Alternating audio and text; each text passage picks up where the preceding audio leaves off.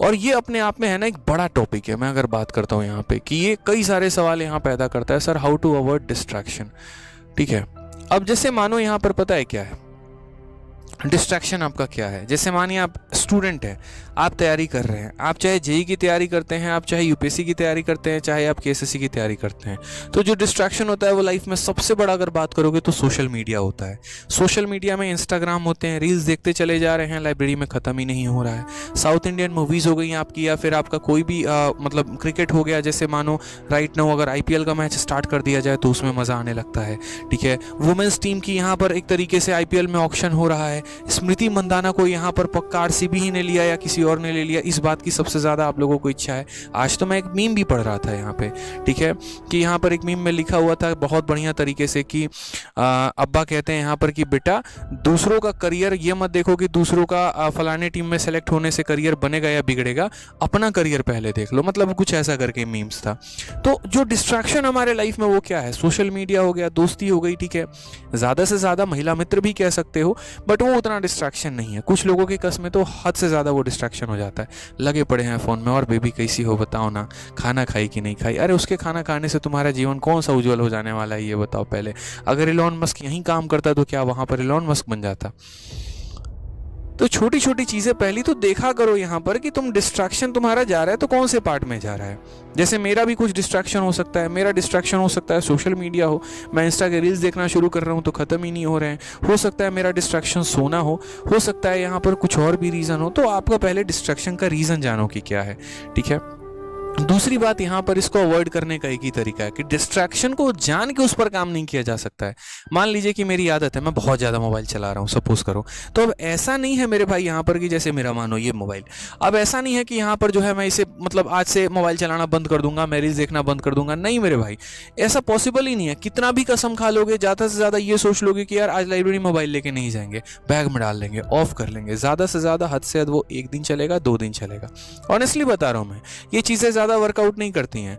ज़्यादा से ज़्यादा मानो कि आपका डिस्ट्रैक्शन है बहुत ज़्यादा नींद, एक दिन बहुत बढ़िया अलार्म लगा लोगे और उसके बाद कसम खाओगे भाई तो तेरा 4 बजे उठेगा ही उठेगा। भाई नहीं उठेगा, मैं बता रहा हूँ, क्योंकि वो पहले दिन की कसम है, दूसरे दिन से तो आदत वहीं लग जानी है। तो डिस्ट्रैक्शन को बहुत हद तक मुझे नहीं लगता कि अवॉइड किया जा सकता है, हाँ, लेकिन इसका एक इलाज है। और इसका इलाज पता है क्या है? जैसे आप ऐसे समझो कि बचपन में एक तरीके से जैसे मुझे बाइक बहुत पसंद था, ठीक है।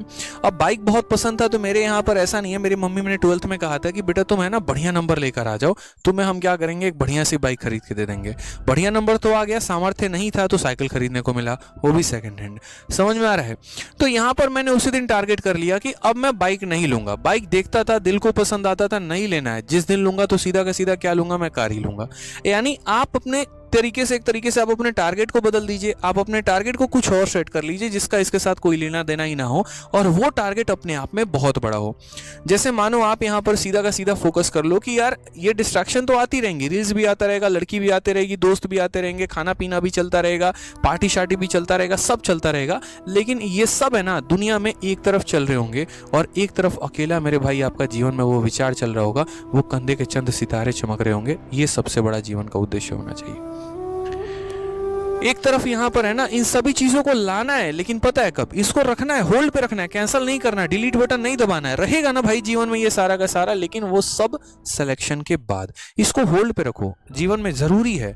एक बात बताओ, नौकरी प्राप्त कर लोगे उसके बाद भी तो तुम्हारा बहुत समय बचेगा। अगर तुमने जीवन में इसको डिलीट कर दिया तो कैसा जीवन जियोगे? फिर एकदम सादा 9 to 5 का जॉब गए, आके घर पे सो रहे हैं, ऐसा नहीं होता मेरे भाई, ठीक है। तो उसके बाद क्या होगा लाइफ में, ये सभी चीजें जो है ना मतलब ठीक है वही जिंदगी जीने में मदद करेंगी। तो अभी इसे रोक के रखना है, बहुत ज्यादा इसको वेस्ट नहीं करना।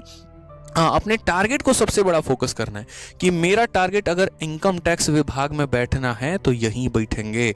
हमारा टारगेट अगर है यूपीएससी आईपीएस बनना है तो वहीं बनेंगे। और जब तक वो नहीं बनेंगे तब तक अपनी चीज़ों पर कंट्रोल रखेंगे, थोड़ा कम करेंगे चीज़ों को लेकर। अपने सपने को इतना बड़ा कर दो ना कि बाकी चीज़ें ऑटोमेटिक छोटी होने लग जाए।